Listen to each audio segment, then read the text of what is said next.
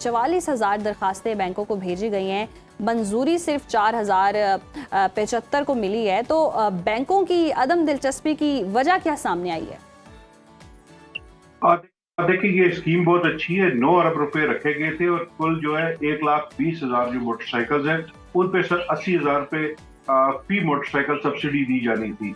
तो हुकूमत ने ये लीजिंग के लिए जो ऑप्शन था वो बैंकों का रखा था। बैंक आपको पता है कि वो अपना कोलेटरल देखते हैं, अपना नुकसान सबसे पहले देखती हैं।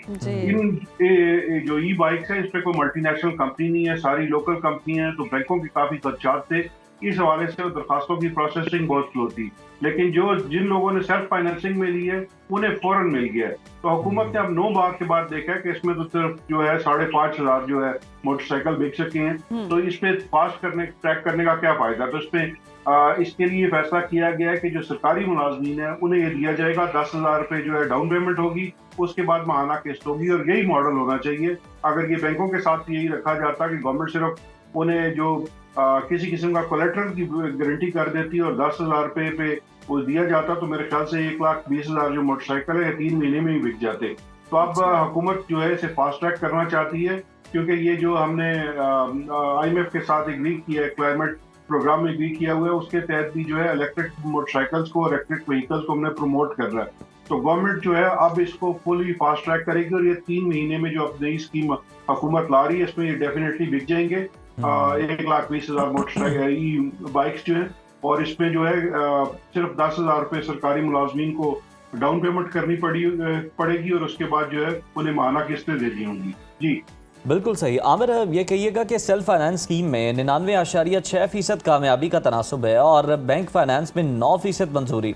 ये इतना बड़ा फ़र्क क्यों है? ये तो साफ नज़र आता है कि जिस शख्स के पास पहले से पैसे हैं सिर्फ वही फ़ायदा उठा सकता है और जो वाकई ज़रूरतमंद है वो एक बार फिर से महरूम रहेगा। देखिए, वो क्योंकि बैंक जो है ना, बैंक की रिक्वायरमेंट्स पूरी करना काफी मुश्किल होती है, तो इस वजह से वहां पे रेशो बहुत कम है। और क्योंकि हुकूमत ने काफी ज्यादा बैंकों को इन्वॉल्व किया था, अगर स्पेसिफिक कुछ बैंक्स होते और स्पेसिफिक अगर ई बाइक कंपनीज होती तो ये स्कीम कामयाब होती। तो काफी ज्यादा कंपनीज हैं, स्टैंडर्ड्स का भी इशू है, क्वालिटी का भी इशू है और उसमें जो कंपनीज का भी इशू है। तो इसलिए बैंक जो है वो किसी किस्म का रिस्क लेने के मूड में नहीं थे। जबकि सेल्फ फाइनेंसिंग में ये था कि आप जाएं, मोटरसाइकिल लें, उसका सबूत दें और जो 80,000 रुपए की सब्सिडी है वो क्लेम कर लें, तो वो तो ईजी था। तो हुकूमत ने जो जितने लोग उन्होंने सेल्फ फाइनेंस पे किए उन्होंने यकमुश्त पैसे दिए और सब्सिडी वसूल कर ली। बैंकों में जो ये था कि बैंकों ने जो उसके लिए लीज फराहम करनी थी और जो सारफ था उसने किस्तों में जो उसकी पेमेंट करनी थी, तो वो स्कीम चल नहीं सकी क्योंकि बैंक्स का जो रिस्क था उसकी उन्होंने रिस्क ज्यादा देखा, इसलिए उन्होंने कबूल नहीं किया। तो अब हुकूमत जो नई स्कीम ला रही है, सरकारी मुलाजमीन को दे रही है और सेल्फ फाइनेंसिंग स्कीम पे भी ये देगी, तो 1,20,000 का टारगेट इजीली पूरी हो जाएगा क्योंकि डिमांड बहुत ज्यादा है, पेट्रोल बहुत महंगा है और ई मोटरसाइकिल जो है ये फ्यूचर इनका है। और पाकिस्तान में काफी ज्यादा मैन्युफैक्चरिंग हो रही है और पाकिस्तान में चलते भी ज्यादातर मोटर बाइक्स हैं। तो ये स्कीम तो जो थी ये कामयाब होगी, लेकिन इसका सिर्फ जहाँ पे आपने बैंक्स को इन्वॉल्व किया है उनकी जो बैंक्स की रिक्वायरमेंट है वो काफी सख्त थी, इस वजह से ये जो स्कीम थी ये पिकअप नहीं कर सकती। और ये इस स्कीम का बुनियादी मकसद ये था कि ये पायलट स्कीम थी और इसके बाद इसे परमानेंट बेसिस पे चलाया जाएगा।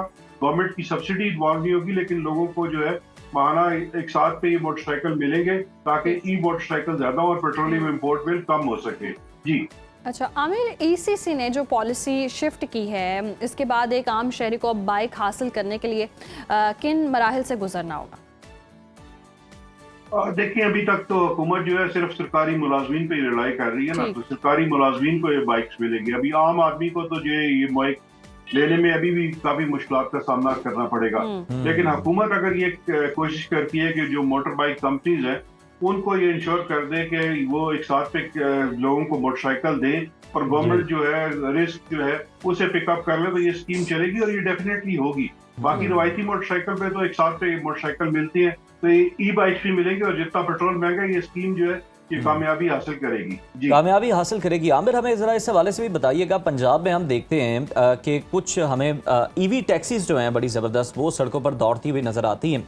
अगर आप हमें इस हवाले से कोई मालूमात फराहम कर सकें, ये फेडरल की तरफ से स्कीम है या पंजाब गवर्नमेंट की तरफ से है और इसका तरीकाकार क्या है, क्योंकि बहुत सारे जो हमारे देखने वाले हैं वो इस हवाले से जानना चाहते हैं, इसमें इंटरेस्टेड है। देखिए जो टैक्सी स्कीम है वो तो पंजाब गवर्नमेंट की स्कीम है और पंजाब जी। गवर्नमेंट ने ही लॉन्च की है और उसमें जो है सस्ती ये स्कीम दी गई है क्योंकि ट्रांसपोर्ट का पाकिस्तान में बड़ा इशू है, तो ये गवर्नमेंट का एक अच्छा है और इसे फ्लरिश करना चाहिए।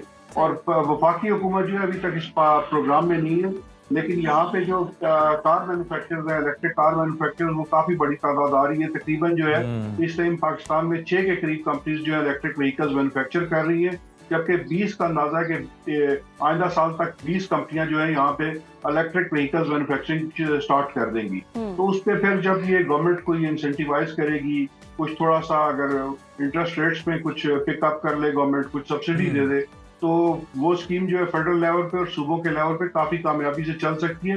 पंजाब हुकूमत की स्कीम बहुत अच्छी है, ये काफी कामयाबी से चल भी रही है और इसको बाकी सूबों को भी लेना चाहिए क्योंकि हम IMF प्रोग्राम में वफाकी हुकूमत पे तो वैसी ही सब्सिडी देने पे जो है पाबंदी है, तो सूबे ये कर सकते हैं, उनके पास फंड भी ज्यादा है, तो सूबाई हुकूमतें ये करें तो लोगों को अच्छी ट्रांसपोर्ट मिल सकती है। जी सही, बहुत शुक्रिया आमिर सयाल आपके वक्त।